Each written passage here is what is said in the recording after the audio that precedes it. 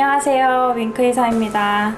저 오늘은 장애 등록을 했습니다. 신청한 지는 꽤 됐는데 나왔어요. 그래서 보여드리려고 가져왔거든요. 짜잔, 이렇게 나옵니다.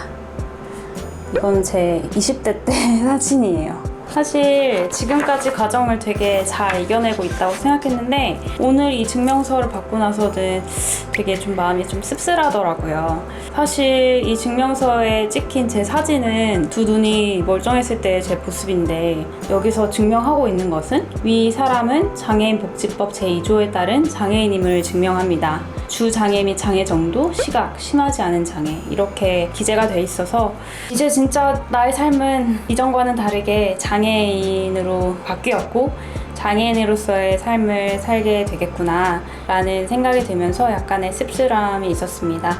이 사진은 나중에 바꿀 수 있다고 주민센터 직원분이 조심스럽게 얘기해 주더라고요. 아마 제 감정을 눈치채셨나 봐요. 장애 등록을 하는 과정이 되게 복잡하고 오래 걸렸어요. 그래서 뭐 소가리도 하고 그랬는데 일단은 간단하게 설명드리면 장애 등록은 장애가 발생한지, 즉 저 같은 경우는 사고가 나서 영구 실명을 한지 혹은 마지막으로 수술받은 지 6개월이 지난 시점 이후부터 신청을 할 수 있거든요.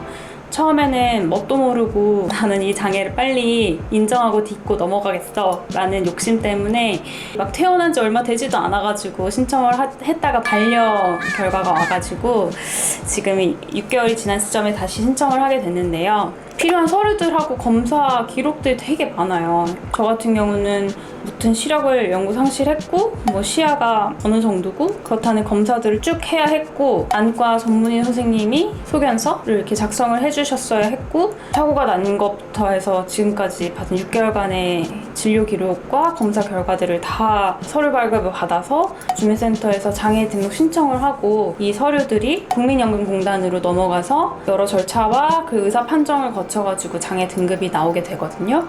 그럼 그 장애 등급이 나왔다는 결과가 지자체를 통해서 저한테 이렇게 전달되는 시스템으로 이루어져 있어요.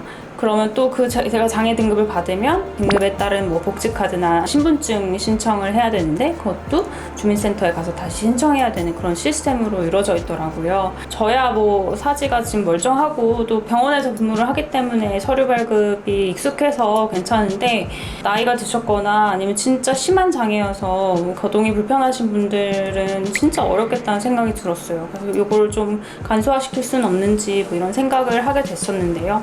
무튼 그래서 저는 오늘부터 공식적으로 장애인이 됐고요. 물론 장애인이라는 정체성이 속상하기는 한데 제 삶에서 가져가야 되는 특별한 정체성이라는 생각도 들어요. 그래서 제가 조금 더 보는 시야가 넓어지고 더불어서 함께 사는 방법을 알게 되는 그런 기회가 되지 않을까? 이런 생각도 하고 있습니다.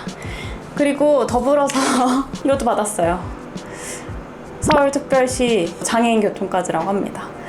예쁘게 생겼는데 좀 불편한 건 뭐냐면 이 교통카드를 찍으면 지하철은 무료래요. 지하철은 무료인데 버스는 결제가 안 된대요. 충전을 시켜가지고 버스를 탈 수는 있는데 환승 할인 같은 게 적용이 안 돼서 사실 약간의 무용지물 같은 지하철만 이용 가능한 카드라고 보시면 되고 어르신들 같은 경우는 여기에 이제 충전해가지고 타고 다니시다가 잃어버리시는 경우도 있는데 잃어버리면 그 충전 금액을 다시 되돌려 받을 수 있는 방법이 없다고 하니까 조심하셔야 될 것 같아요. 이렇게 해서 저는 오늘부로 공식적인 장애인으로 등록된 윙크의사 서현주입니다.